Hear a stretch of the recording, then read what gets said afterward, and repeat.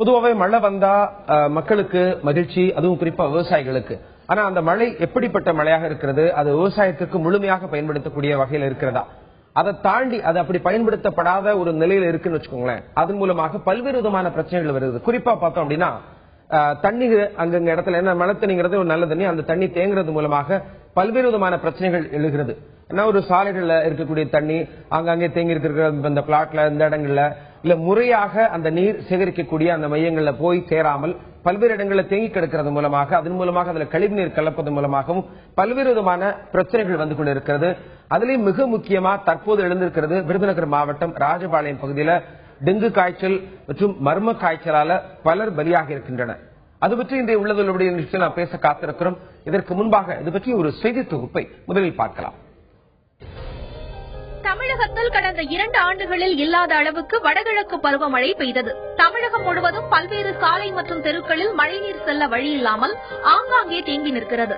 இதனால் சுத்தமான தண்ணீரில் உற்பத்தியாகி டெங்கு காய்ச்சலை பறக்கும் ஏடிஎஸ் வகை கொசுக்களின் உற்பத்தியும் அதிகரித்துள்ளது. 3 ஆண்டுகளுக்கு முன்பு தமிழகத்தில் டெங்கு காய்ச்சல் வேகமாக பரவியது. பலர் உயிரிழந்தனர். அப்போது தமிழக சுகாதாரத்துறையும் ராஜீவ்காந்தி அரசு மருத்துவமனையும் இணைந்து டெங்கு காய்ச்சலால் பாதிக்கப்பட்டவர்களுக்கு நிலவேம்பு கஷாயம், பப்பாளி இலைச்சாறு கொடுத்தனர். இதனால் டெங்கு காய்ச்சல் நோயாளிகள் விரைவாக குணமடைய தொடங்கினர். இதையடுத்து தமிழகம் முழுவதும் அரசு மருத்துவமனைகளில் நிலவேம்பு கஷாயம், பப்பாளி இலைச்சாறு கொடுக்கப்பட்டது. இந்நிலையில் தற்போது ராஜபாளையம் நகராட்சி ஐயனாறு கோவிலுக்கு செல்லும் வழியில் ஹவுசிங் போர்டு, திருவள்ளுவர் நகர், ராம் நகர், சக்தி நகர், தென்றல் நகர் பகுதிகளில் டெங்கு காய்ச்சல் நோய் 10 நாட்களாக பரவி வருகிறது. காய்ச்சலால் பாதிக்கப்பட்ட பலர் மதுரை, திருநெல்வேலி மற்றும் பாளையங்கோட்டை தனியார் மருத்துவமனைகளில் சிகிச்சைக்காக சேர்க்கப்பட்டுள்ளனர். இதில் ஹன்ஷினி, விக்னேஷ், கார்த்திகா, சிவசந்தியா, கார்த்திக் மற்றும் சுந்தரபாண்டி என்ற குழந்தைகள் உட்பட பலர் சிகிச்சை பலனின்றி பலியாகியுள்ளனர். இப்படி மர்ம காய்ச்சலால் இறப்பவர்களின் எண்ணிக்கை அதிகமாகி வருவதால் ராஜபாளையம் பகுதி மக்கள் பீதியில் இருக்கின்றனர். கொசுவை ஒழிக்க எந்த நடவடிக்கையும் எடுக்காததால் பல்வேறு தொற்று நோய்களுக்கு மக்கள் ஆளாவதாக குற்றம் சாட்டுகின்றனர் சமூக ஆர்வலர்கள். டெங்கு காய்ச்சல் குறித்து மக்களிடையே விழிப்புணர்வு ஏற்படுத்த வேண்டும். நோய் பரப்பும் கொசுக்களை ஒழிக்க தேவையான நடவடிக்கைகளை சுகாதாரத்துறை எடுக்க வேண்டும். கொசு மருந்து தினசரி காலை மாலை வேளைகளில் தெளிக்க வேண்டும் என்பதே ஒட்டுமொத்த மக்களின் கோரிக்கையாக இருக்கிறது. மிரட்டும் மர்ம காய்ச்சல் ராஜபாளையம் பகுதியில், குறிப்பா விருதுநகர் மாவட்டத்தை சுற்றியுள்ள அந்த பகுதியில் எல்லா இடங்களிலுமே பார்த்தோம்னா இந்த மாதிரி மர்ம காய்ச்சல், டெங்கு காய்ச்சலால பலியானவர் எண்ணிக்கை அதிகமாயிட்டு இருக்கு. அதனால அந்த பகுதி மக்கள் வீதியில் இருக்கிறார்கள். அந்த மர்ம காய்ச்சலை, டெங்கு காய்ச்சலை தடுப்பதற்கு என்ன மாதிரியான நடவடிக்கைகள் எடுக்கப்பட்டிருக்கிறது, அதை யார் தடுக்க முயற்சிகள் மேற்கொள்ள வேண்டும், அதை எப்படி தடுப்பது என்பது பற்றியெல்லாம் விரிவாக பேச இருக்கிறோம் இன்றைய உள்ளதொழுடைய நிகழ்ச்சியில். அதற்காக அரங்கத்தில் வந்து தன்னுடைய கருத்துக்களை பதிவு செய்ய வந்திருக்கிறார் சமூக சமத்துவத்திற்கான மருத்துவர்கள் சங்கம் அதனுடைய பொதுச் செயலாளராக இருக்கக்கூடிய டாக்டர் ரவீந்திரநாத். வணக்கம் சார். வணக்கம். களத்தில் இருந்து எமது செய்தியாளர் ஷாகுல் மீது அங்க இருக்கக்கூடிய மக்களுடைய மனநிலை, அவர்கள் அங்க இருக்க என்ன மாதிரியான பிரச்சனைகளை பாதிக்கப்பட்டிருக்காங்க என்பது பற்றியெல்லாம் சொல்வதற்காக அவர் காத்திருக்கிறார். முதல்ல ஷாகுல் மீது பேசலாம். ஷாகுல் மீது, அங்க ராஜபாளையத்துல, குறிப்பா அந்த விருதுநகர் மாவட்டம் அங்க இருக்கக்கூடிய அந்த பகுதியில தற்போதைய நிலவரம் என்ன? இதுவரை அந்த டெங்கு காய்ச்சல் சொல்லப்படக்கூடிய அந்த மர்ம காய்ச்சல் மூலமாக எத்தனை பேர் இதுவரை பலியாக இருக்கிறார்கள்? அதை பற்றிய முழு விவரங்கள் சொல்லுங்க ஷாகுல். வணக்கம் மான்ரோஸ். இந்த விருதுநகர் மாவட்டத்தை பொறுத்தவரை இது ஒரு மலை மறைவு பிரதேசம். இங்க பாத்தீங்க அப்படின்னா கடந்த 15 நாட்கள்ல இந்த மர்ம காய்ச்சல்னால, அதாவது டெங்கு அறிகுறியோடு இருக்கக்கூடிய மர்ம காய்ச்சல்னால கிட்டத்தட்ட ஒரு 11 பேர் இறந்திருக்காங்க. அந்த 11 பேர்ல அந்த ராஜபாளையம் சுற்றுவட்டார பகுதியில் மட்டும் கிட்டத்தட்ட 8 பேர் நேற்று வரைக்கும் இறந்திருக்காங்க. பொதுவாக சொல்ல போனா எம்ஆர் நகர் பகுதியில் கிட்டத்தட்ட 5 பேரும், துரசாமிபுரத்தில் ஒரு குழந்தையும், மங்காபுரத்தில் ஒரு குழந்தையும், அது போக இன்னொரு திருவள்ளுவர் நகர் ஏரியால முதல் ஹன்சினி என்ற பெண்ணும் இங்க இந்த மர்ம காய்ச்சல் இறந்திருக்காங்க. இந்த மர்ம காய்ச்சல், அதாவது சாதாரண காய்ச்சலுக்கும் மர்ம காய்ச்சலுக்கும் உள்ள வித்தியாசத்தை ஒரு விழிப்புணர்வை மக்கள்கிட்ட எப்படி ஏற்படுத்துறத பத்தி பேசுவோம். அதாவது பொதுவாக பாத்தீங்க அப்படின்னா ஒரு சளி காய்ச்சல் ஏற்பட்டது அப்படின்னா ஒரு வீட்டுல ஒரு தனிப்பட்ட முறையில ஒரு குழந்தைக்கு சளி காய்ச்சல் ஏற்படும். ஆனா ஒரு வட்டாரத்தில், ஒரு சுற்று வட்டார ஒரு ஏரியா முழுவதும் ஆங்காங்கே அனைத்து குழந்தைகளும் காய்ச்சல் ஏற்படுகிறது என்றால் அது பற்றி முதலில் மாவட்ட சுகாதாரத்துறையினருக்கு தகவல் தெரிவிக்க வேண்டும் என்ற ஒரு அடிப்படை கூட தெரியாமல் இருந்ததனால்தான் மர்ம காய்ச்சல் பரவி குழந்தைகள் உயிர்ப்பலி ஏற்பட்ட பிறகு இது அரசு கவனத்துக்கு வந்ததாக சொல்லப்படுகிறது. குறிப்பாக பாத்தீங்க அப்படின்னா எல்லா கிராமங்களும் இப்ப ஆரம்ப சுகாதார நிலையங்கள் இருக்கின்றன. கிராம செவிலியர்கள் இருக்காங்க. இந்த கிராம செவிலியர்கள் குக்கிராமங்கள் வரை சென்று தடுப்பூசி போடும் பணி செஞ்சுட்டு வராங்க. அப்போ ஒரு ஏரியால ஒரு காய்ச்சல், ஒரு மர்ம காய்ச்சல் ஏற்படுது அப்படின்னா அந்த கிராம செவிலியர்களுக்கு கண்டிப்பாக தெரியும் இந்த ஏரியால ஏதோ காய்ச்சல், மர்ம காய்ச்சல் ஏற்பட்டிருக்கு. அப்ப இதை அரசு கவனத்துக்கு கொண்டு போகணும், மாவட்ட சுகாதாரத்துறை கவனத்துக்கு கொண்டு போகணுங்கிற ஒரு அடிப்படை ஒரு விழிப்புணர்வை அவங்கள்ட்ட ஏற்படுத்தி இருந்தாங்க அப்படின்னா வந்து அவங்க வந்து இங்க வந்து தகவல் தெரிவிச்சிருந்தாங்க அப்படின்னா முன்கூட்டி, அதாவது பாத்தீங்க அப்படின்னா கிட்டத்தட்ட வந்து 4 குழந்தைகள் அடுத்தடுத்து 2-3 நாட்கள் இறந்த பிறகுதான் இந்த அரசு மாவட்ட நிர்வாகம் விழித்துக் கொண்டு அறிவுறுத்தி மாவட்ட சுகாதாரத்துறையினர் வந்து அந்த குறிப்பிட்ட இடங்களுக்கு சென்று அவர்களிடையே ஒரு விழிப்புணர்வை ஏற்படுத்தி சிறப்பு மருத்துவ முகாம்களை அமைத்து சிகிச்சையை மேற்கொண்டு வந்தாங்க. தொடர்ந்து பாத்தீங்க அப்படின்னா அடுத்தடுத்து வந்து நேற்று வரைக்கும் வந்து பாத்தீங்க அப்படின்னா இந்த ராஜபாளையம் சுற்று வட்டாரத்தில் மட்டும் 8 குழந்தைகள் இறந்திருக்காங்க. பக்கத்துல சிறுலிபுத்தூர்ல ஒரு குழந்தை, அருப்புக்கோட்டையில ஒரு குழந்தை, இன்னைக்கு சிவகாசியில ஒரு குழந்தை இறந்ததா சொல்றாங்க. சோ நான் இப்போ என்ன அப்படின்னா வந்து இந்த டெங்குனா என்ன, மர்ம காய்ச்சல்னா என்ன, நீங்க பாத்தீங்க அப்படின்னா வந்து இங்க பாத்தீங்க அப்படின்னா வந்து பொதுவா பாத்தீங்க அப்படின்னா கிராமப்புறங்கள்ல வந்து அதிகமா வந்து இந்த குழந்தைகள் பாதிக்கப்பட்டிருக்காங்க. அதாவது வந்து நகர பகுதிகளை விட வெளிப்புறங்களில், அதாவது வந்து நகரத்திற்கு வெளிப்புறமா இருக்கக்கூடிய வளர்ந்து வரக்கூடிய பகுதிகளில் வந்து பாத்தீங்க அப்படின்னா வந்து அங்க வந்து வாறுகால் வசதி பெரும்பாலும் எங்கேயும் இருக்கிறது கிடையாது. கழிவுநீரானது வீடு முன்னாடி தேங்கிறது, மேல முட்புதர்கள் செடிகள் வளர்ந்து இந்த தண்ணீரில் நல்ல தண்ணீரில் வரக்கூடிய கொசுகள் கடித்ததன் மூலமாக இது ஒரு காய்ச்சல் வருது அப்படின்னா வந்து முதல் இந்த கிராமப்புற மக்களுக்கு வந்து என்ன விழிப்புணர்வு வேணும் அப்படின்னா வந்து ஒரு காய்ச்சல் அடுத்தடுத்து கண்டினியூஸா இருக்குது அப்படின்னா வந்து வந்து நம்ம வந்து அரசு மருத்துவமனைக்கு போகணும், இல்ல ஒரு நல்ல மருத்துவரை போய் பார்க்கணும்னு இல்லாம பக்கத்தில் இருக்கக்கூடிய மெடிக்கல் ஷாப்ல மாத்திரை வாங்கி போட்டு சளி காய்ச்சல் அப்படின்னு நினைச்சிட்டு இருக்காங்க. 1 நாள் 2 நாள் 3 நாள் பாக்குறாங்க.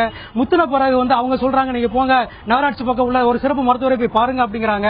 அங்க வந்தவன அங்கே வந்து ஒரு நாள் ஊசியை போட்டு வீட்டுக்கு போயிடுறாங்க.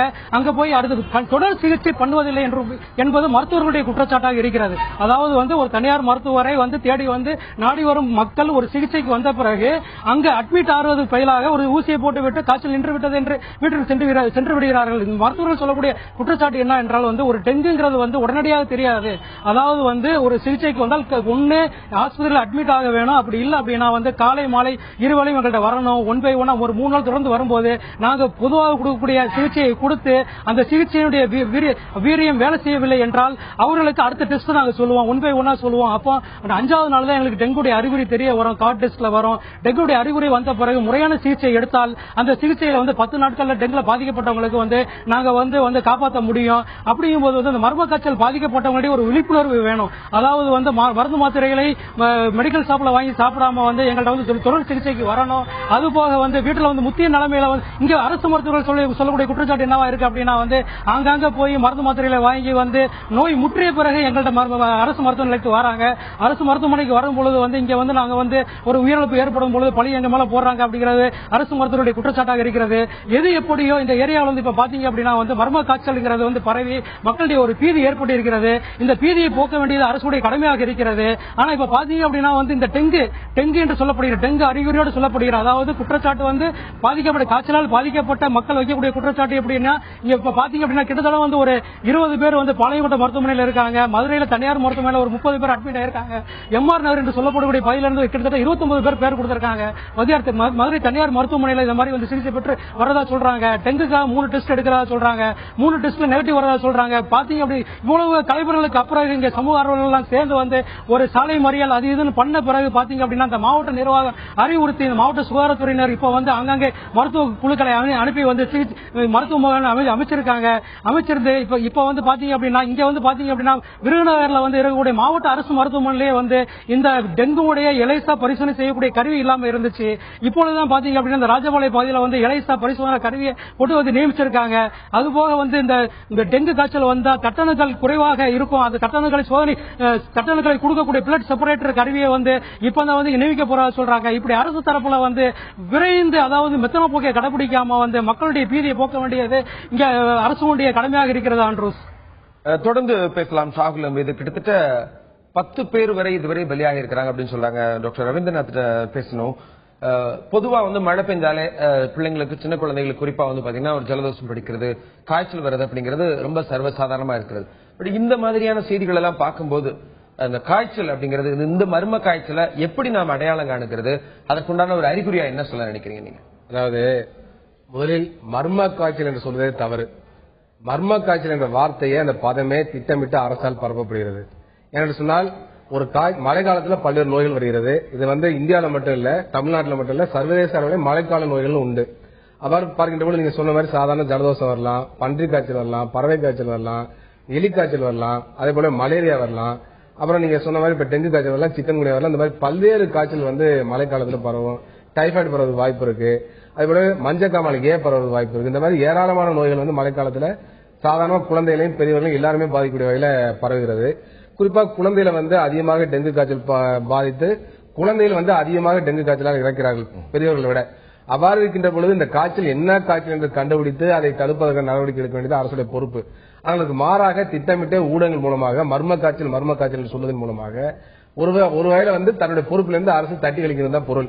அப்ப இன்றைக்கு விருதுநகர் டிஸ்ட்ரிக்டை பொறுத்தவரை நீண்ட காலமாக என்ன பிரச்சனை இருக்குனாக்க டெங்கு காய்ச்சல் அதிகமாக பாதிக்கின்ற மாவட்டங்களில் விருதுநகர் ஒன்றாக இருக்கிறது. அதுவரை எலிக்காய்ச்சல் அதிகமாக லெப்டோஸ்பைரோசிஸ் என்று சொல்லக்கூடிய எலிக்காய்ச்சல் பாதிப்பு விருதுநகர் மாவட்டத்தில் அதிகமாக இருக்கிறது. அதனால ஏராளமான இறப்புகள் நிகழ்கிறது. இதுபோன்று பல்வேறு காய்ச்சல் விருதுநகர் மாவட்டத்தில் இருக்கு. அதனால அரசு நினைத்தால் உடனடியாக அந்த பாதிக்கப்பட்ட நோயாளிகளுடைய ரத்த பரிசோதனை அனுப்பி என்ன காய்ச்சல் என்று கண்டுபிடிக்க முடியும். அதை விட்டு ஊடகங்கள் மூலமா மர்ம காய்ச்சல் திசை திருப்புற வேலை. அதனால இந்த பதத்தை பயன்படுத்துவது என்று ஏற்றுக்கொள்ள முடியாது. நீங்க சொல்றது அப்ப இது என்ன காய்ச்சல் அப்படிங்கறத நம்ம எப்படி நிச்சயமா இந்த 10 பேர் இறந்திருக்காங்கன்னா கிட்டத்தட்ட ஒன்று டெங்கு காய்ச்சலா இருக்கணும், இல்ல எலிக்காய்ச்சல் போன்ற காய்ச்சலா இருக்கணும். உடனடியாக இறப்பை ஏற்படுத்தக்கூடிய பல்வேறு காய்ச்சல் இருக்கு. அப்ப அந்த காய்ச்சல் பார்க்கணும் டெங்கு காய்ச்சல் மிக முக்கியமான காய்ச்சல். அதே போல மலேரியாவில செரிப்ரல் மலேரியான்னு வரலாம். அந்த மாதிரி உடனடியாக இறப்பு வந்துடும். எலிக்காய்ச்சல் இறப்புகள் இப்ப அதிகமா தமிழ்நாட்டிலும் இந்தியாவில கொண்டிருக்கிறது. அப்ப இது போன்ற ஏதாச்சும் ஒரு காய்ச்சலா இருக்க வேண்டும். அது முறையான ரத்த பரிசோதனை செய்தால் நம்ம எளிதாக கண்டுபிடிக்க முடியும். அதுல திரும்ப மர்ம காய்ச்சல் சொல்லி நம்மளே முட்டாளாக கூடாது, அரசாங்கம் திசை இருக்கக்கூடாதுதான் என்னுடைய வேண்டுகோள். எமது செய்தியாளர் களத்திலிருந்து ஷாகுல் ஹமீத் சொல்லிக் கொண்டிருக்கிறார். ஷாகுல் ஹமீத், அங்க இருக்கக்கூடிய பெற்றோர்கள், குறிப்பா அங்க இருக்கக்கூடிய மக்கள்ல ஒரு சில குழந்தைகள் வேற இறந்திருக்கிறாங்க. அவங்க தரப்புல இருந்து யாராவது பெற்றோர்கள் வந்திருக்கிறாங்களா? அவங்க தரப்புல இருந்து என்ன சொல்லப்படுகிறது? அந்த குழந்தைகளுக்கு எப்ப காய்ச்சல் இருக்கிறது கண்டுபிடிக்கப்பட்டதா? எப்ப மருத்துவமனைக்கு போனாங்க, எங்க போனாங்க? அது பற்றி முழு விவரங்கள் அங்க இருக்க பாதிக்கப்பட்டவர்கள் இருந்தாலும் அவங்ககிட்ட கேளுங்களேன். நிச்சயமா அன்றுஸ், அதாவது பாத்தீங்க அப்படின்னா இந்த ராஜபாளையம் பகுதியில உயிர்ப்பலி ஏற்படக்கூடிய குழந்தைகளுடைய பகுதியை பாத்தீங்க அப்படின்னா இந்த சுகாதார கேடு இருக்கக்கூடிய ஏரியாவா தான் இருக்கு. பொதுவா பாத்தீங்க அப்படின்னா ராஜபாளையத்துல அவுட்டர் பகுதின்னு சொல்லப்படுகிற பகுதியில குழந்தைகளுக்கு உயிர்ப்பலி ஏற்பட்டிருக்கு. அப்படி சுகாதார கேடு தான் மெயினா சொல்லப்படுது. இந்த சுகாதார கேடு இல்லாமல் பார்த்துக் கொள்வதற்கு இந்த நகராட்சி நிர்வாகம் செம்மையாக செயல்பட வேண்டும். இந்த நகராட்சி நிர்வாகத்துல என்ன சொல்றாங்க அப்படின்னா துப்புரவு பணியாளர்கள் பற்றாக்குறை இருப்பதாக சொல்றாங்க. அதனால குப்பையில் அள்ள முடியல, கொசுக்களுடைய உற்பத்தி அதனால இருக்குங்கிற மாதிரி சொல்றாங்க. இந்த நகராட்சி நிர்வாகம், ராஜபாளையம் நகராட்சி நிர்வாகம் என்ன செய்து கொண்டிருக்கிறது என்பதனை இங்க நம்மோடு இருக்கிற சமூக ஆர்வலர் லட்சுமணன் அவர்களிடம் கேட்போம். ஐயா, நீங்க குறித்து சொல்லுங்க. இந்த குழந்தைகள் அடுத்தடுத்து இறந்திருக்காங்க. இந்த பகுதிகளில் எதனால இந்த கொசு உற்பத்தி அதிகமா இருக்கு? நீங்க என்ன இந்த குழந்தைகள் இறந்தா நீங்க என்ன நினைக்கிறீங்க காரணமா? முதல் இந்த குழந்தைகள் இறந்ததற்கு எங்களுடைய ஆழ்ந்த இரங்கலை முதல் தெரிவித்துக் கொள்கிறோம் குடும்பத்தை சார்ந்த அவர்களுக்கு.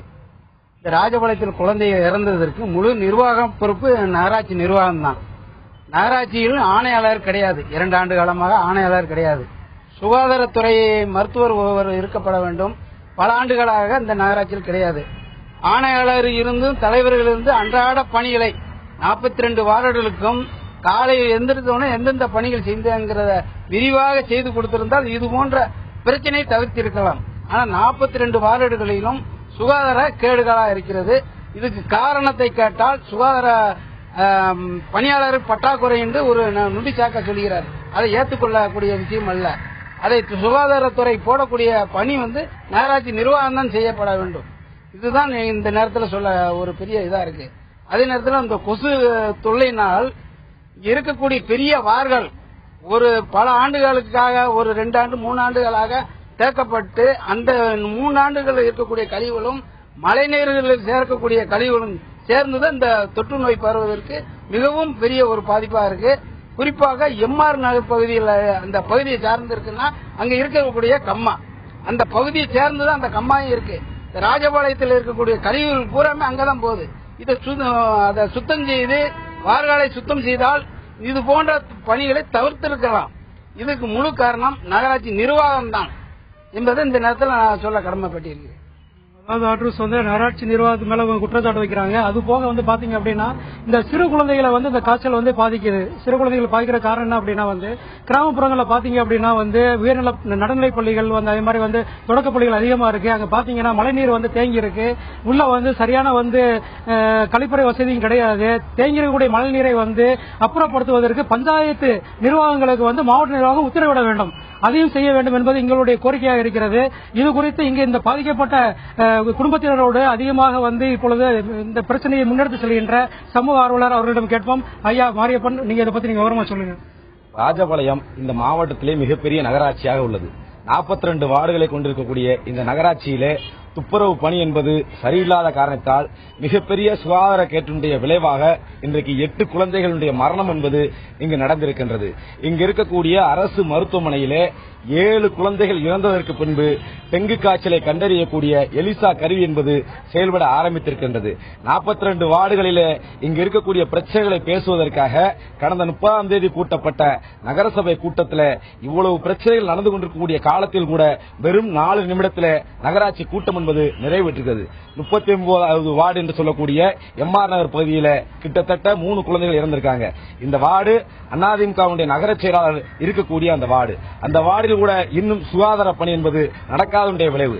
அதே நேரத்தில் அந்த 39வது வார்டுக்கு அருகிலே சங்கரங்கோல்முக்கிலிருந்து செல்லக்கூடிய கழிவுநீர் செல்லக்கூடிய பாலம், ராஜபாளையம் நகரத்திற்குரிய கழிவுநீர் செல்லக்கூடிய பிரதான கால்வாய்கள் பல ஆண்டுகளாக தூர்வாரப்படாமல் இருப்பதனுடைய விளைவாக இன்றைக்கு இப்படிப்பட்ட சாவு என்பது நடந்திருக்கின்றது. அரசு நிர்வாகமோ நகராட்சி நிர்வாகமோ தன்னுடைய தவறை திருத்திக் கொள்வதற்கு பதிலாக மக்கள் மீது குற்றம் சொல்லக்கூடிய நிலையை இன்றைக்கு ஏற்பட்டிருக்கிறது. குடிதண்ணீரை சரி பண்ணுங்க, குடத்தை சரி பண்ணுங்கன்னு சொல்லி ஏமாற்று வேலையை பண்ணக்கூடிய ஏற்பாடாக இன்னைக்கு அரசாங்கம் செஞ்சுக்கிட்டாங்க. சமீபத்தில் இங்கு வருகை புரிந்த சுகாதாரத்துறை அமைச்சர் அவர் 2800 பேருக்கு மேல டெங்கு காய்ச்சல் இருக்குன்னு சொல்லிட்டு போயிருக்காரு. ஆனாலும் கூட இன்னைக்கு இங்க இருக்கக்கூடிய அரசு மருத்துவர்களோ இல்லது மருத்துவர்களோ டெங்கு காய்ச்சல் என்பது கிடையாது, டெங்கு காய்ச்சலில் உயிரிழப்பு இல்லை என்று ஏமாற்று வேலைகளை செய்து கொண்டிருக்கக்கூடிய நிலைமை என்பது தொடர்ந்து கொண்டிருக்கின்றது. 42 வார்டுகளில் இருக்கக்கூடிய துப்புரவு பணியாளர்களுடைய எண்ணிக்கை என்பது மிகவும் குறைவாக இருக்கிறது. அருகில மேற்கு தொடர்ச்சி மலை என்பது இருக்கின்றது. இந்த மேற்கு தொடர்ச்சி மலையில காடு என்பது தொடர்ந்து அழிக்கப்பட்டுக் கொண்டிருக்கிறது. காடுகள் அழித்தால் அங்கே இருக்கக்கூடிய கொசு என்பது ஊரை நோக்கி வரக்கூடிய விளைவு என்பது இருக்கிறது. அப்ப இது குறித்து டெங்கு காய்ச்சல் ஏற்படு குறித்து ஒரு அறிவியல் பூர்வமான ஆய்வை மேற்கொள்ள வேண்டிய அவசியம் இருக்கிறது. இப்படிப்பட்ட ஆய்வுகளும் சிகிச்சைகளும் தேவைப்படக்கூடிய இந்த நேரத்தில் ராஜபாளையம் நகரம் பெரிய நகரத்தில் இருக்கக்கூடிய ஒரு பொது மருத்துவமனை, ஒரு பிரசவ மருத்துவமனை, ராஜபாளையம் நகரத்தில் 2 சுகாதார மையங்கள் தான் இருக்கின்றது. 2 வார்டுக்கு ஒரு சுகாதார மையம் என்பது ஏற்படுத்தி கொடுக்கப்பட்டால் இந்த பிரச்சனைகளை இங்கு தீர்க்க முடியும். அது மட்டுமல்ல, இங்கு இருக்கக்கூடிய 8 குழந்தைகள் இறந்த பின்பும் கூட இங்கு இருக்கக்கூடிய எம்பியோ எம்எல்ஏவோ 2 அமைச்சர்கள் இந்த மாவட்டத்தில் இருக்கிறார்கள். அவர்களோ இங்கு இருக்கக்கூடிய நகராட்சி சேர்மனோ ஏன் கவுன்சிலர் கூட இந்த மக்களை சந்திக்க வராத நிலைமை என்பதா இருக்கிறது. அமைச்சர்களுக்கும் எம்எல்ஏக்களுக்கும் எம்பிக்களுக்கும் மீண்டும் தமிழக முதல்வராக ஜெயலலிதாவை ஆக்க வேண்டும் என்ற கோயிலாக பூசை நடத்தக்கூடிய ஒரு நேரம் தான் இருக்கின்றது. இந்த மக்களுக்காக செயல்படக்கூடிய காலம் என்பதில்லை. கடந்த 19ஆம் தேதி மார்க்சிஸ்ட் கம்யூனிஸ்ட் கட்சி 21ஆம் தேதி டெங்கு காய்ச்சல் என்பது இந்த காய்ச்சலை கட்டுப்படுத்த வேண்டும் என்று சொல்லி 21ஆம் தேதி ஜவஹர் மைதானத்தில் போராட்டம் நடத்தினோம். நாங்கள் போராட்டம் நடத்திய அந்த வேளையிலே நகராட்சி நிர்வாகமும் சுகாதாரத்துறையும் விழித்துக் கொண்டு செயல்பட்டு இருந்தால் இப்படிப்பட்ட இலக்குகளை தொடர்ந்து பேசலாம். இந்த நிலையில் நம்ம அரங்கத்தில் இருக்கக்கூடிய டாக்டர் ரவீந்திரநாத் பேசணும். அங்க இருக்கக்கூடிய பிரச்சனைகள், அங்க இருக்கக்கூடிய மக்கள் சொன்னாலும் கூட ஒட்டுமொத்தமா கடந்த ஆண்டுல ஒரு சில புள்ளி விவரங்கள் இருக்கிறது. கடந்த ஆண்டுல டெங்கு காய்ச்சலால பாதிக்கப்பட்டவர்கள் 30,853 பேர், அந்த 79 பேர் பலியாயிருக்கிறாங்க அப்படிங்கிற தகவல் இருக்கு. தமிழ்நாட்டில் மட்டுமே 2074 பேர் டெங்கு காய்ச்சலால பாதிக்கப்பட்டிருக்கிறாங்க அப்படின்னு சொல்லப்படுகிறது. சோ இந்த நிலையில மற்ற நாடுகளோடு அதை ஒப்பிட்டு பார்க்கும்போது நம்ம நாட்டினுடைய நிலை எந்த அளவுல இருக்கு? இந்த கொசு ஒழிப்பிற்காக என்ன மாதிரியான முயற்சிகள் மேற்கொண்டு வராங்க? அது பற்றி விவரங்கள். பொதுவா நோய் தடுப்பு நடவடிக்கையில நம்ம நாடு பின்தங்கிதான் இருக்கு, தமிழகம் பின்தங்கிதான் இருக்கு. தமிழகம் மருத்துவத்துறையில முன்னேறி இருக்கணும் நம்ம சொல்லிக் கொண்டாலும் கூட இன்றைக்கு பல்வேறு துறையில பின்தங்கிதான் இருக்கிறோம் பல நாடுகளை ஒப்பிடுகின்ற பொழுது. அதே இறப்பு விதம் அதிகமா தான் இருக்கு. இப்ப குறிப்பா பார்த்து நீங்க சொல்ல போட சொன்னீங்க, தேசிய அளவில் பூச்சிகளால் பரவக்கூடிய நோய்களை கட்டுப்படுத்துவதற்கான அமைப்பு இருக்கு. National vector borne disease control programme ஒரு திட்டம் இருக்கு. அந்த திட்டத்தின் சார்பாக பல்வேறு புள்ளிவிவரங்களை போடுறாங்க. அப்ப அந்த புள்ளிவிவரம் பாத்தீங்கன்னா 2014 இந்தியாவில் எவ்வளவு டெங்கு காய்ச்சல் வந்திருக்கு, எவ்வளவு பேர் இறந்திருக்காங்க புள்ளிவிவரம் போட்டிருக்காங்க. அப்ப 2014 பாத்தீங்கன்னா இந்தியா முழுவதும் 30,583 பேருக்கு டெங்கு காய்ச்சல் வந்திருக்கு. அதுல இறந்தவங்க 79 பேர்னு போட்டிருக்காங்க. தமிழ்நாட்டை பொறுத்தவரை 2074 பேருக்கு வந்திருக்கு. ஆனா ஒருத்தர் கூட இறக்கலன்னு ஒரு மிகப்பெரிய பொய் சொல்லியிருக்காங்க.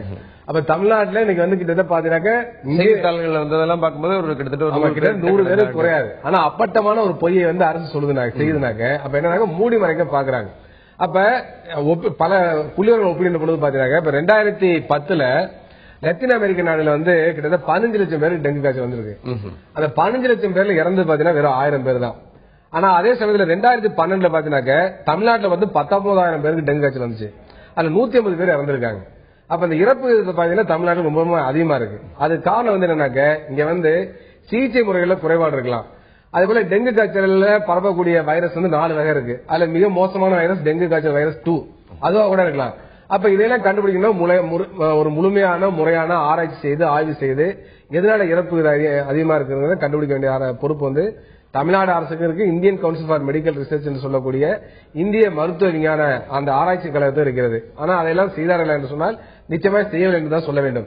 அதே போல நோய் தடுப்பு நடவடிக்கை அதாவது கொசு ஒழிப்பு நடவடிக்கைகளை வந்து போதிய கவனம் செலுத்தல. இன்னும் சொல்ல போனா கடுமையான ஊழியர் பற்றாக்குறை இருக்கிறது.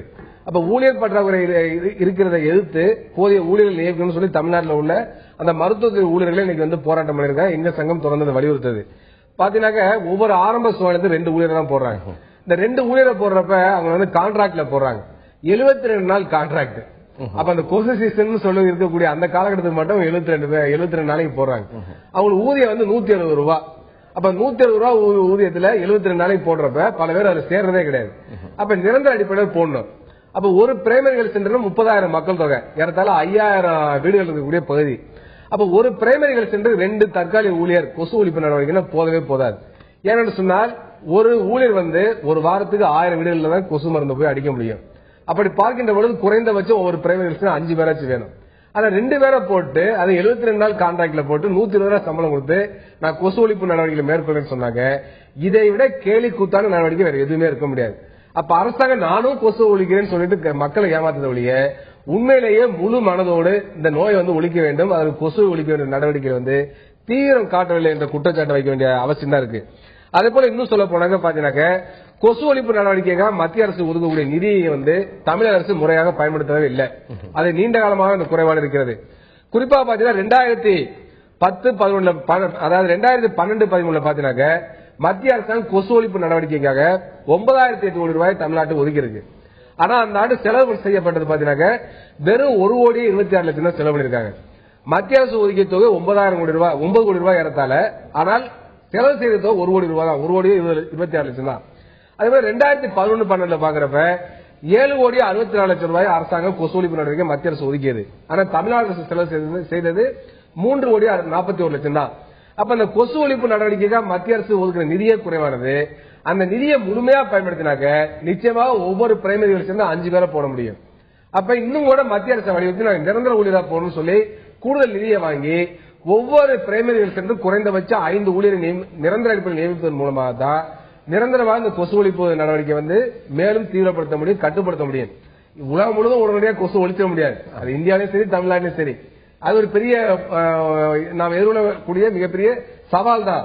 இந்த கொசுவை கட்டுப்படுத்த முடியும்.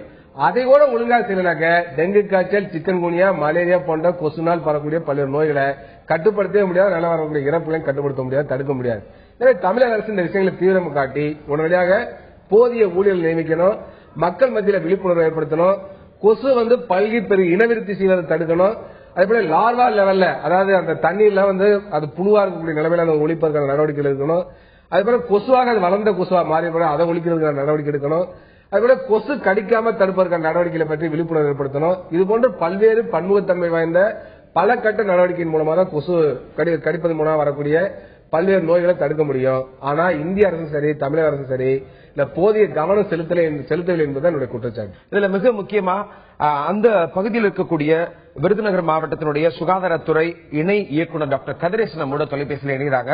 அவர்கிட்ட சார் இப்ப ராஜபாளையத்துல இதுவரைக்கும் வந்து பாத்தீங்கன்னா 8 பேர் மொத்தம் விருதுநகர் மாவட்டத்தில் குழந்தைகள் உட்பட பலர் பலியாக இருக்கிறாங்க. சோ இது பற்றி நீங்க ஒரு இணை இயக்குனர், சுகாதாரத்துறை இணை இயக்குனர், அங்க என்ன மாதிரியான நிலவரம் இருக்கிறது, அது பற்றி உங்களுடைய கருத்து என்ன, அதை பற்றி பதிவு செய்யுங்க.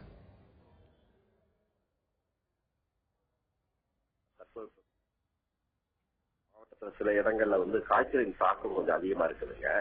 அந்த காய்ச்சலுக்கு வந்து அரசு மருத்துவமனைகளையும் ஆரம்ப சுகாதார நிலையங்களையும் எல்லா வசதிகளும் இருக்குது.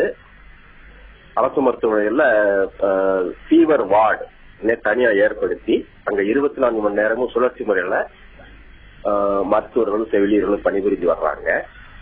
செல் கவுண்டர் மூலம் எல்லாருக்கும் பிளட் டெஸ்ட் பண்ணி ரத்தத்தில் தட்டணுக்களின் எண்ணிக்கை எவ்வாறு இருக்குங்கிறத நாங்க கண்காணிச்சு வர்றோம். யாருக்காவது தட்டணுக்கள் குறைய மாதிரி இருந்ததுன்னா அதுக்குரிய அறிகுறி இருந்தா உடனே நாங்க எலிசா டெஸ்ட் மூலம் டெங்கு காய்ச்சலா என்னங்க உறுதிப்படுத்துறதுக்குரிய டெஸ்டுகள் நாங்க அரசு மருத்துவர்கள் அந்த வசதி ஏற்படுத்தி இருக்கிறோம். டெங்கு காய்ச்சலா இருக்கும் பட்சத்துல அவங்க எல்லாரையுமே நாங்க அட்மிட் பண்ணி அவங்களுக்கு உரிய சிகிச்சை முறைகளை செஞ்சுக்கிட்டு இருக்கிறோம். ரத்தம் தேவைப்படுவது ரத்தம் ஏற்றுறதுக்கு ரத்த வங்கிகள போதிய இருப்பு ரத்தம் இருக்குது.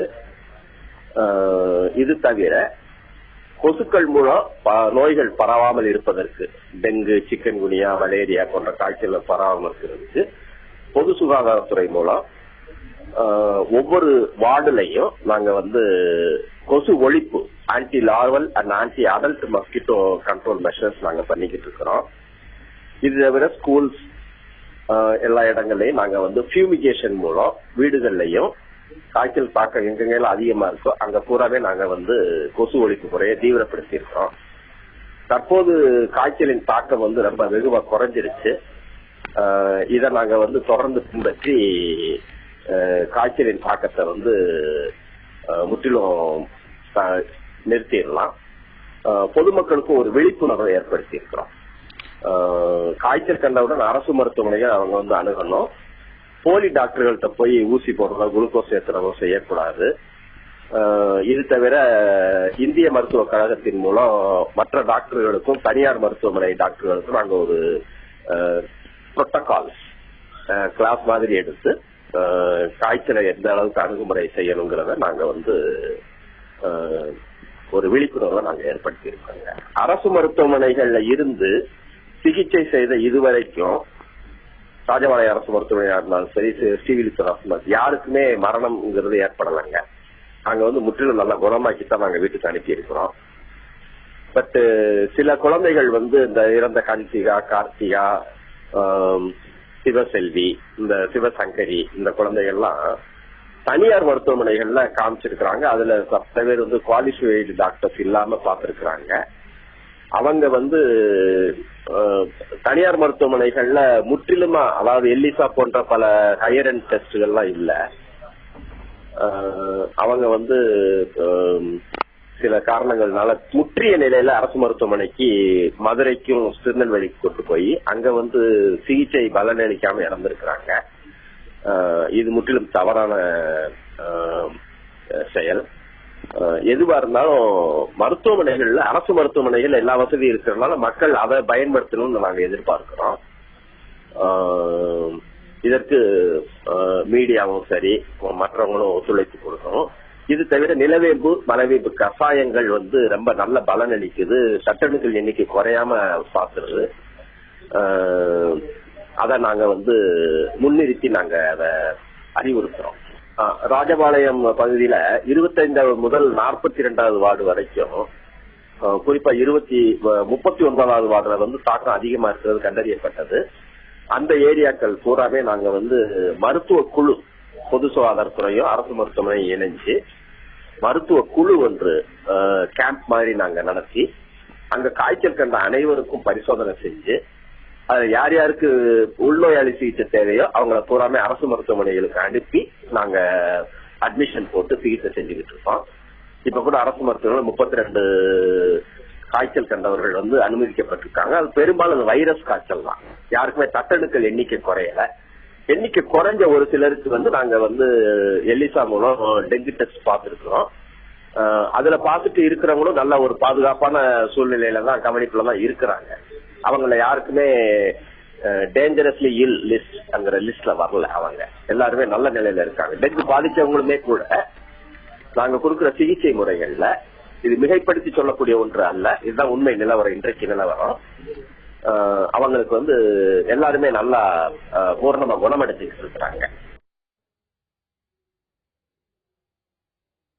தொடர்ந்து பேசலாம் டாக்டர் கதிரேசன். அவர் அங்க இருக்கக்கூடிய நிலவரத்தை சொன்னாங்க. குறிப்பா அரசு மருத்துவமனைகள்ல இது போன்று ஒரு காய்ச்சல்னால யாருமே இறக்கல அப்படிங்கிற ஒரு கருத்தையும், அதே நேரத்தில் தனியார் மருத்துவமனையில போனதுலதான் அங்கங்க அதற்குண்டான உயர் சிகிச்சைக்குண்டான அந்த டெஸ்ட் அது பண்ணதுக்குண்டான வசதிகள் இல்லாதனால இறந்திருக்கிறாங்க அப்படிங்கிற ஒரு கருத்தையும் சொன்னாங்க.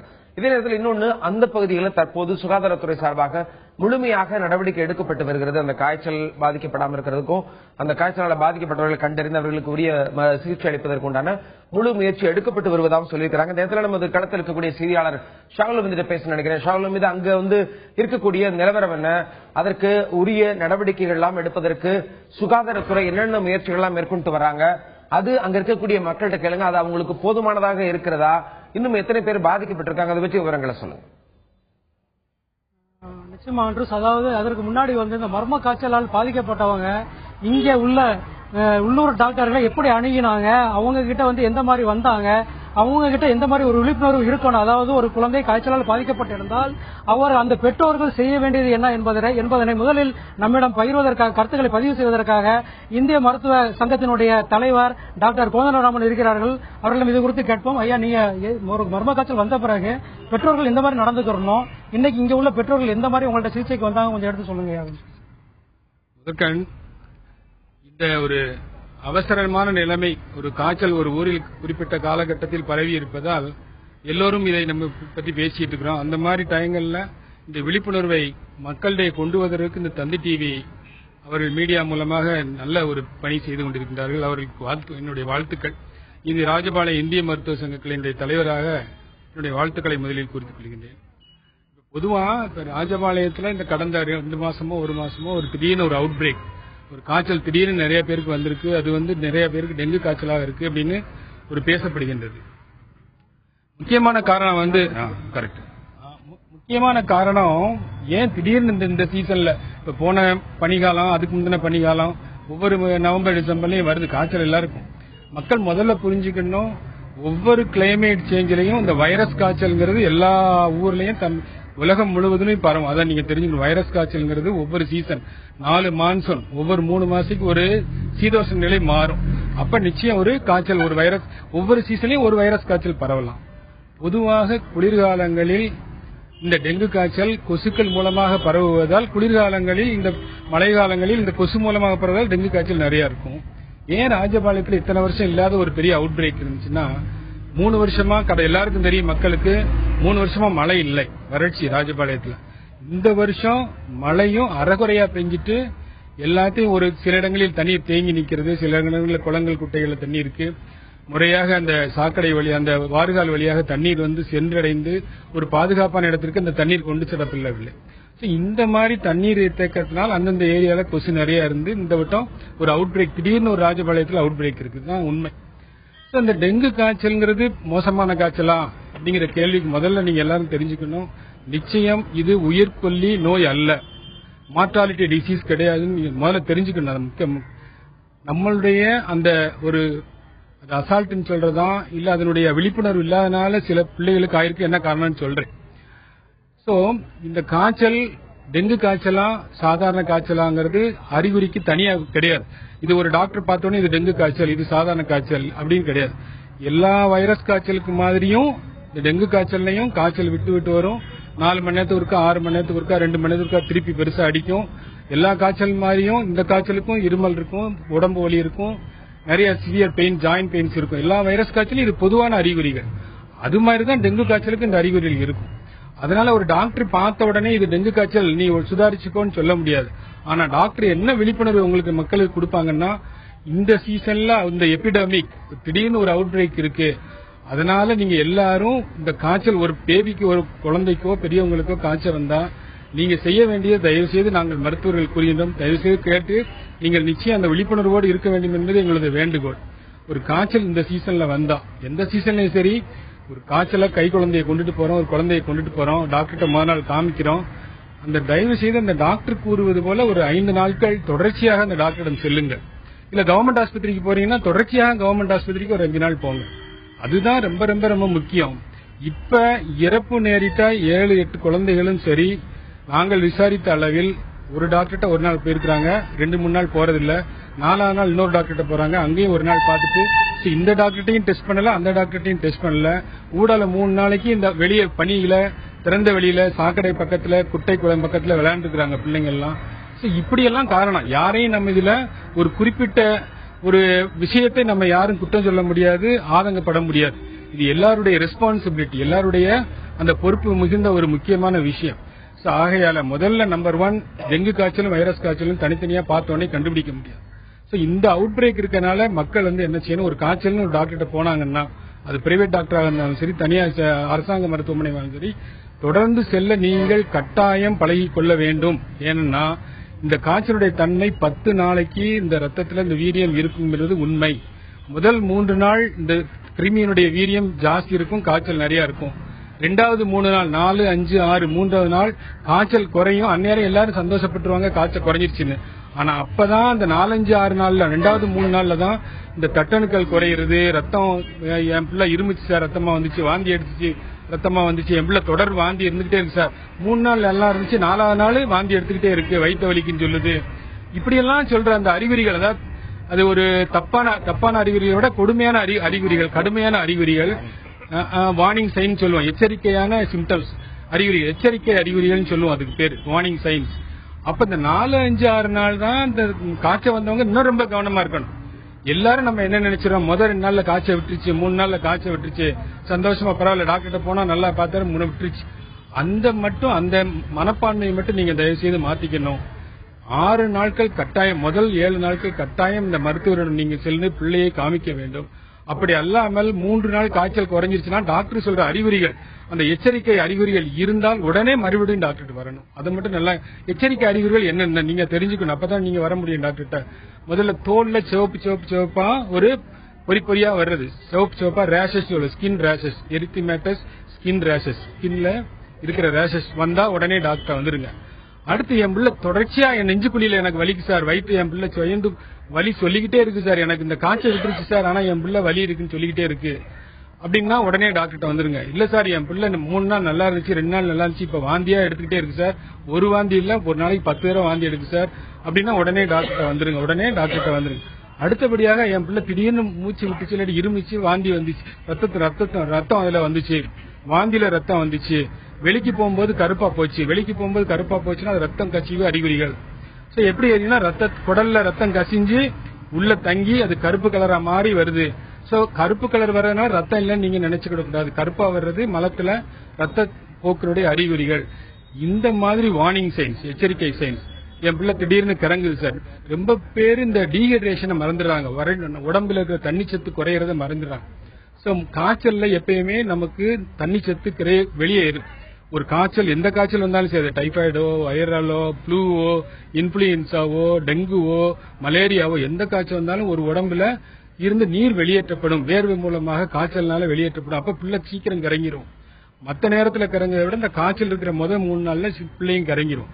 அப்ப நீங்க செய்ய வேண்டியது, டாக்டர் அட்வைஸ் பண்ணாங்கன்னா, சார் என் பிள்ளை கறங்குதுமா, நீங்க அட்மிட் ஆகி குளுக்கோஸ் ஏற்றிக்கோ, இல்ல தண்ணியை ஒரு நாளைக்கு 1 லிட்டர் அந்த பிள்ளையோட எடைக்கு தக்கன தண்ணி சொல்லுவாங்க, தண்ணி குடுத்துட்டு, இல்ல சார் என் பிள்ளை சாப்பிட மாட்டேங்க சார், வாய் கசக்கு சார், என் பிள்ளை உமட்டிக்கிட்டே இருக்கு சார், அப்ப டாக்டர்கிட்ட அட்மிட் ஆகி நீங்க குளுக்கோஸ் ஏற்றிக்கணும். ஒரு பிள்ளைய நீங்க சாப்பிட வைக்காத காரணத்தையும் சொல்லி தப்பிச்சிடக்கூடாது, தள்ளி போட்டுறக்கூடாது. என் பிள்ளை தண்ணியே குடிக்க மாட்டேங்குன்னு சொல்லி ஒரு காரணத்தை சொல்லி அந்த பிள்ளையினுடைய கண்டிஷனை தள்ளி போட்டுறக்கூடாது. நீங்கள் அந்த மாதிரி எதுவும் அறிகுறிகள் இருந்தால், கிறக்கம், மயக்கம், ஒரு தலை சுற்று, ரத்த வாந்தி, தொடர் வயிற்று வலி, தொடர் வாந்தி, மலம் போகும் பொழுது கருப்பாக போகிறது, தோல்ல சிவப்பா வர்றது, இத்தனை எச்சரிக்கை அறிகுறிகள் இருந்தால் நிச்சயம் நீங்க டாக்டர்கிட்டே காமிக்கல, நான் 3 நாள் நான் வீட்டுல வச்சு சமாளிச்சிட்டேன் சார், இப்படி வந்துருச்சு 4வது நாள் உடனே ஓடியாந்துருங்க. நிச்சயம் அந்நேரம் அந்த பரிசோதனை பண்ணி நிச்சயம் டாக்டர்கள் காப்பாற்றுவதற்கு ஈஸியாக இருக்கும். அதே மாதிரி இந்த டெங்கு கார்டு டெஸ்ட வச்சு நம்ம யாரும் டெங்கு கார்டு பாசிட்டிவ்னு சொல்லி டெங்கு காய்ச்சல் உடனே நீங்க முத்திரை குத்திடக்கூடாது. யாருமே தயவு செய்து பயப்படாதீங்க. டாக்டர் ஒரு டெஸ்ட் எழுதி தராங்கன்னா பிளேட்லெட் எண்ணிக்கை, தட்டணுக்கள் எண்ணிக்கை பார்த்துட்டு வா, பிசிவிங்கிற பேக்டு செல் வால்யூம், ரத்தத்தினுடைய கான்சென்ட்ரேஷன் அளவை போய் பார்த்துட்டு வா. ஏன்னா கிறங்குச்சுன்னா தண்ணிச்சத்து போயிருச்சுன்னா அந்த பிசிவிங்கிறது கூடிரும். அதை வச்சு டாக்டருக்கு இந்த பிள்ளைக்கு தண்ணிச்சத்து குறையுது, நம்ம உடனே அதுக்கு வேண்டிய ட்ரிப் ஏற்றணும்னு ஒரு அறிகுறி இருக்கும். சோ அந்த மாதிரி குறைஞ்சிச்சுன்னா டெங்கு டெஸ்ட மட்டும் வச்சு பாசிட்டிவ்னு தயவு செய்து மக்கள் இது டெங்கு கேஸ்ன்னு சொல்லாதீங்க, அப்படி நம்பாதீங்க. அப்படி நம்ப வேண்டும். அந்த காய்ச்சல் சந்தேகப்பட்டால் டாக்டர்களே உங்ககிட்ட இந்த கேஸ் டெங்கு கேஸான் உறுதியான எலிசா டெஸ்டுக்கு அனுப்புவாங்க. சோ எலிசா டெஸ்ட் அன்பார்ச்சுனேட்டா இது வரைக்கும் நமக்கு நம்ம ஏரியால இல்ல. பார்ச்சுனேட்டா நம்ம கவர்மெண்ட் ஆஸ்பத்திரியில 4 நாளைக்கு முன்னாடி இன்ஸ்டால் பண்ணிட்டாங்க. சோ அந்த எலிசா டெஸ்ட் பாசிட்டிவ்னா மட்டும்தான் ஒரு நபர் நம்ம பிள்ளைக்கு டெங்கு காய்ச்சல் என்று நீங்கள் நம்ப வேண்டும். டெங்கு கார்டை லேப்ல நாங்க எழுதி தந்த டெங்கு கார்டு எதுக்கு பாக்குறோம்னா ஒரு வார்னிங் எச்சரிக்கைக்காக ஒரு ஸ்கிரீனிங் சொல்லுவோம். அது நம்ம ஒரு முதல் ஆராய்ச்சி அந்த குழந்தைய பத்தி என்னென்னலாம் தெரிஞ்சுக்கலாம். சோ NS1 பாசிட்டிவ், அந்த 3 கிருமி NS1, IgM, அந்த 3 டெஸ்ட்ல பாசிட்டிவா இருக்கு. IgG, இந்த 3ல எது பாசிட்டிவா இருக்கு. சோ இந்த பாசிட்டிவ் இருந்தா இதை நம்ம டெங்குன்னு எடுத்துக்கணும், இது நெகட்டிவா இருந்தா இதை எடுக்கக்கூடாது. ஒன்னு பாசிட்டிவா இருந்தா பயப்படக்கூடாது, 2-3 பாசிட்டிவ் இருந்தா தான் உடனே எலிசாவுக்கு போகணும். சோ இப்ப அந்த மாதிரி தான் ஆராய்ச்சி பண்ணி ஒரு எலிசா டெஸ்ட்டுக்கு போகணும். சோ காய்ச்சல் வந்து எல்லாருமே எலிசா டெஸ்ட் பண்ணணும்னு கட்டாயம் இல்ல. நான் சொல்ற மாதிரி முதல் சொன்ன அந்த வார்னிங் சைன்ஸ், கிறங்குறது, வாந்தி எடுக்கிறது, தொடர் வாந்தி எடுக்கிறது, வயிற்று வலி இருக்கிறது, தோல்ல சிவப்பா வர்றது, ரத்தப்போக்குகள் இருக்கிறதெல்லாம் இருந்தால், டெங்கு காய்ச்சல் பாசிட்டிவ் கார்டு டெஸ்ட்ல இருந்தால், தட்டணுக்கள் குறைந்தால், அந்த பேக்கெட் செல் வால்யூம்ங்கிற பிசிடி கூடுனா, இத்தனை அறிகுறி இருந்தா தான் எலிசா பண்ணணும்ங்கறத நம்ம தெரிஞ்சுக்கணும். உடனே நம்ம மக்கள் என்ன நினைக்கிறோம், உடனே ஒரு டெஸ்ட் பார்க்கணும், எனக்கு இருக்கா இல்லையான்னு சொல்லி. டாக்டர்களும் இப்ப என்ன செய்ய, டாக்டர் கிட்ட என்ன மக்கள் சொல்றாங்கன்னா, போன உடனே ஒரு டெங்கு காய்ச்சல் சொல்லியிருந்தா என் பிள்ளைக்கு தப்பிச்சிருக்கும். சோ வெளியே வச்சு பார்த்து எந்த காய்ச்சலையும் இது டெங்கு காய்ச்சல் சொல்ல முடியாது. அப்படி ஒரு அறிகுறிகளே தனிப்பட்ட முறையில் இது டெங்கு காய்ச்சலும் கிடையாது. சோ மக்கள் வந்து தெரிஞ்சுக்க வேண்டியது, இந்த வைரஸ் சீசன்ல, இந்த அவுட் பிரேக்ல, இந்த எபிடமிக்ல நீங்க டாக்டரிடம் தொடர்ச்சியாக செல்ல வேண்டும். முதல் 5 நாளோ 7 நாளோ டாக்டர்கள் வர சொன்ன வரை நீங்கள் போன்று உங்கள் குழந்தையை காலையிலும் மாலையிலும் வர சொன்னால் நீங்கள் கொண்டு காமிக்க வேண்டும். கிறக்கமாக இருக்கிறது, குளுக்கோஸ் ஏற்றிக்கொள் சொன்னால் அதை ஏற்ற வேண்டும். மற்ற டெஸ்டுக்கு சொன்னாங்கன்னா டாக்டரே உங்களை கைட் பண்ணிடுவாங்க. ஏர்லி ரெஃபரன்ஸ், அதான் கவர்மெண்ட்ல எல்லாரும் அதிகாரிகள் விரும்புறது, ஏர்லி ரெஃபரன்ஸ். சோ இந்த அறிகுறி இருந்து எலிசா பாசிட்டிவ் மாதிரி உங்களுக்கு தெரிஞ்சா எங்களுக்கு உடனே அனுப்பிச்சிருங்க. சோ அப்படி சொல்றாங்க. சோ அரசாங்க அதிகாரிகளும் முடிந்த அளவுக்கு அவங்க ஒத்துழைப்பு தந்து கொண்டுதான் இருக்கின்றார்கள். எல்லாத்தையும் விட முக்கியமா எல்லாரும் ஒரு பழி சொல்லிடலாம், மக்கள் விழிப்புணர்வோடு இருக்கணும், மக்கள் சாக்கடையா நாங்க சுத்தப்படுத்தணும். சோ ஒரு முனிசிபாலிட்டிலயோ, ஒரு அரசாங்கத்திலேயோ, ஒரு நகராட்சியிலேயோ, ஒரு கார்பரேஷன்லயோ அந்த லேபர்கள் செய்ய வேண்டியது கடமை. அது வந்து கடமை இருந்த போதும், இப்ப நம்ம ஒரு பூகம்பம் வந்தா நம்ம எத்தனை பேர் ஓடுறோம் தமிழ்நாட்டில், ஏதோ ஒரு இடத்துல பூகம்பம். அது மாதிரி எத்தனை ஒரு வாலண்டியர்ஸ், இந்த சமூக ஆர்வலர்கள், தன்னார்வ தொண்டு நிறுவனங்கள் ஓடுறோம். அப்படி ராஜபாளையத்துக்கு ஒரு தன்னார்வ தொண்டு நிறுவனம், இங்கே இருக்கின்ற சமூக ஆர்வலர்கள், தன்னார்வ தொண்டு நிறுவனங்கள் நான் என்ன சொல்றேன்னா, எங்களுடைய சின்ன தனிப்பட்ட முறைய கருத்து, மருத்துவர்ங்கிறனால டெய்லி இந்த கேஸ பாக்குறதுனால, ஒரு வார்டுக்கு 5 இளைஞர்கள் எந்திரிங்க, அந்த கவுன்சிலரோட நீங்க கோஆபரேட் பண்ணுங்க. அங்க வர்ற ஊழியர்கள் டெய்லி டிரைனேஜை கிளீன் பண்றாங்களான்னு பாருங்க. எத்தனையோ இதுக்கு நம்ம போராடுறோம், அந்த மன்றம், இந்த மன்றம், ரஜினி மன்றம், எத்தனையோ பேர்ல நம்ம வச்சிருக்கிறோம். அத்தனை மன்றத்தில் உள்ள இளைஞர்கள், மன்றத்துக்கு ஒருத்தர் ஆர்வமா இருக்கிற நீங்க சேர்ந்து ஒவ்வொரு வார்டையும் அந்த நகராட்சி ஊழியர்களோடு சேர்ந்து நீங்களும் ஒத்துழைச்சு, இந்த மாதிரி சீசன்ல நம்ம என்ன வருஷம் பூராமா அவங்கள நம்ம சரி பண்ண போறோம். ஒரு முறைப்படுத்தி விட்டால், அந்த ஊழியர்களையும் முறைப்படுத்தி விட்டால் நிச்சயம் இந்த கொசு தொல்லையிலிருந்து, டிரைனேஜ்ங்கிற சாக்கடையிலிருந்து, ஒரு பெரிய கஷ்டத்திலிருந்து நம்ம நிச்சயம் விடுதலை கிடைக்கும். அதனால யாரு மேல நம்ம பழி சொல்லி இதுல பிரயோஜனம் இல்லை. இண்டிவிஜுவல் ரெஸ்பான்சிபிலிட்டி இருக்கணும். அந்தந்த வீட்டுக்காரங்க குப்பையை வெளியே கொண்டாந்து போடக்கூடாது, அந்தந்த வீட்டுக்காரங்க சாக்கடையை கொண்டாந்து விடக்கூடாது. சோ நகராட்சி நிர்வாகமோ எந்த நிர்வாகமோ சுத்தப்படுத்தினால் அவர்களை நமது அனைத்து அவருடைய ஒத்துழைப்பையும் கேட்டு நாமும் ஒத்துழைத்து நாம் செய்ய வேண்டியது வேலை. கட்டாயம் அதை மக்கள் புரிந்து கொள்ள வேண்டும். இந்த காய்ச்சலை பற்றி நிச்சயம் பயப்பட வேண்டாம். ஆனால் இந்த எச்சரிக்கை அறிகுறிகள் இருந்தால் முதலில் டாக்டரோட கடைசி மெசேஜ் சொல்றது, அந்த சீசன்ல வர காய்ச்சலுக்கு டாக்டரோட துயர்ந்து போங்க, அவங்க சொல்றபடி கேளுங்க, அதை மட்டும் நீங்க செய்யுங்க. அது என்று சொல்லிக்கொண்டு மக்கள் இந்த டெங்கு காய்ச்சலை பற்றி நீளம் பீதி கொள்ள வேண்டாம். ஒரு பயங்கரமான காய்ச்சல் என்று பீதி கொள்ள வேண்டாம். மற்ற வைரஸ் காய்ச்சல் மாதிரி இதுவும் ஒரு வைரஸ் காய்ச்சல் தான். அது அப்சர்வேஷன், மானிட்டரிங் சொல்லுவோம். அது துயர்ந்து அந்த நான் சொன்ன 10 நாட்கள் அந்த வீரியம் இருக்கும். சோ அது 10 நாள் இந்த பிள்ளையை நம்ம பாதுகாக்கணும். அதான் என்னுடைய ஒரு இந்திய மருத்துவ சங்க கலைகள் சார்பில் இந்த மக்களுக்கு வேண்டிய எங்களுடைய விழிப்புணர்வு வேண்டுகோள். அதுதான் தந்தி டிவிக்கு இந்த மீண்டும் நன்றி கூறிக்கொள்கின்றேன். உங்களுடைய விரிவான தகவல்கள் நன்றி டாக்டர். தொடர்ந்து பேசலாம். இந்த நேரத்தில் டாக்டர் கோதண்டராமன் மிக தெளிவாக பல விஷயங்களை தெரிவித்தாங்க. அதுல மிக முக்கியமான ஒண்ணு என்னன்னா, டெங்கு காய்ச்சல் அப்படிங்கிறது ஒரு உயிர்கொல்லி நோய் கிடையாது. அது கண்டிப்பா அதற்குண்டான எச்சரிக்கையாக இருந்து அதற்கு அதனுடைய அறிகுறிகள் எல்லாம் தென்பட்டு அதுக்கு வந்து அந்த அறிகுறியை முன்னோக்கி வச்சு நம்ம ஒரு சில ட்ரீட்மெண்ட்ஸை ப்ராப்பரா எடுத்தோம் அப்படின்னா கண்டிப்பா அதுல இருந்து பிழைச்சிடலாம் அப்படிங்கிற விஷயத்த சொல்லியிருக்கிறாங்க. இந்த இடத்துல நம்ம டாக்டர் ரவீந்திரநாத் நான் கேட்கணும் நிகழ்வு என்னன்னா, இப்போ வந்ததுக்கு அப்புறம் என்னென்ன பண்ணணும் அப்படிங்கிற விஷயங்களை பல விஷயங்கள் சொல்லியிருக்கிறாங்க. பட் கொசு ஒழிப்பிற்கு ஒரு சில விஷயங்கள் நம்ம முன்னாடி இருந்தே காலங்காலமா பண்ணாங்க. ஒரு வண்டியில பாத்தீங்கன்னா வண்டி போகும், புகையா போகும், அடுத்து எதிர்த்தாப்புல என்ன வருதுன்னு தெரியாத அளவுக்கு ஒரு புகை போகும். அது அடிக்கடி முன்னாடி எல்லாம் வந்துட்டு இருந்தது, இப்ப அது கம்மியாயிடுச்சு. வீட்டுகள்ல மருந்து பக்கத்துல தெளிப்பாங்க, தேங்கி கிடக்கிற தண்ணிகள்ல, அது கொஞ்சம் கம்மியான மாதிரி மக்கள் இப்போ ஃபீல் பண்றாங்கன்னு வச்சுக்கோங்க. சோ அதனாலே மக்கள் தொகை பெருகுது. அந்த நேரத்துல இதனால அதிகமாக பெருகிறதா அப்படிங்கிற ஒரு கேள்வி இருக்கு. சோ இந்த நிலையில கொசு ஒழிப்பிற்கு தமிழக சுகாதாரத்துறை அவங்க என்ன மாதிரியான முயற்சிகளை முழுமையை மேற்கொள்ளணும், அது பற்றி விவரங்களை உங்களுடைய இறுதி தகவலா சொல்லுங்க. தமிழக சுகாதாரத்துறை மட்டும் இல்ல, இந்திய அரசுமே பொறுப்பு இருக்கிறது. குறிப்பா பாத்தீங்கன்னாக்க கடந்த ஆட்சியை விட இந்த ஆட்சி வந்த பிறகு ஏற்கனவே UPA 2ல கடைசியா இறுதிக்கட்டமா போடப்பட்ட அந்த பட்ஜெட், இடைக்கால பட்ஜெட்ல ஒதுக்கப்பட்ட நிதியை விட 2500 கோடி ரூபாய் இந்த சுகாதார இயக்கத்துக்கான நிதியை குறைச்சிட்டாங்க. அதே பிறகு இந்த NDA அரசாங்கம் வந்த பிறகு, திரு மோடி அவருடைய அரசு வந்த பிறகு இவர்கள் ஒதுக்கிய நிதியிலேயும் 20% கட் பண்ணிட்டாங்க. அவ்வாறு கிட்டத்தட்ட 6000 கோடி ரூபாயை மக்கள் நல்வாழ்வுத்துறை குறைத்து விட்டார்கள். அவ்வாறு குறைக்கின்ற பொழுது எவ்வாறு நோய் தடுப்பு நடவடிக்கைகளை மேற்கொள்வது என்பது மிகப்பெரிய கேள்விக்குறி. அதுக்கடுத்து பாத்தீங்கன்னா போன புதன்கிழமை அன்னைக்கு தேசிய சுகாதார குழு 2015 என்பதை அறிவித்திருக்கிறார்கள். அந்த குழுவில் பாத்தீங்கன்னா மிகவும் தனியார் மயமாக்கக்கூடிய வகையில் அந்த குழு அறிவித்திருக்கிறார்கள். இன்னும் சொல்ல போனா டயக்னாஸ்டிக் மெத்தட்ல இருந்து நோய் தடுப்பு நடவடிக்கைகள் பல விஷயத்தையும் தனியார் ஒப்படைக்க போவதாக அறிவித்திருக்கிறார்கள். இது மிகப்பெரிய பாதிப்பை உருவாக்கும். அதுல மத்திய மாநில அரசுகள் கூடுதலான நிதியை ஒதுக்கி உள்ளாட்சி அமைப்புள்ள அதிகமான அதிகாரத்தை கொடுத்து சிறப்பாக செயல்பட்டால் நிச்சயமாக டெங்கு காய்ச்சல் மட்டுமல்ல பல்வேறு காய்ச்சலை தடுக்க முடியும். எனவே பொது சுகாதாரத்துறையை பலப்படுத்த வேண்டும். மத்திய அரசின் நடவடிக்கை என்பது பொது சுகாதாரத்துறை பலப்படுத்துவதற்கு பதிலாக தனியார் மருத்துவரை ஊக்கப்படுத்துவதாக இருக்கிறது என்பது என்னுடைய இறுதி கருத்து. உங்களுடைய கருத்துக்கு நன்றி. இந்த நிகழ்ச்சியில குறிப்பா விருதுநகர் மாவட்டம் அந்த பகுதியில் இருக்கக்கூடியவங்க அந்த மர்ம காய்ச்சலால், அதாவது வைரஸ் மூலமாக தாக்கப்பட்ட அந்த காய்ச்சலால் பலர் பலியாகி இருக்கிறாங்க. இனிமேல் இது போன்ற நிகழ்வு நிகழக்கூடாது அப்படிங்கறதுக்காக பேசணும்.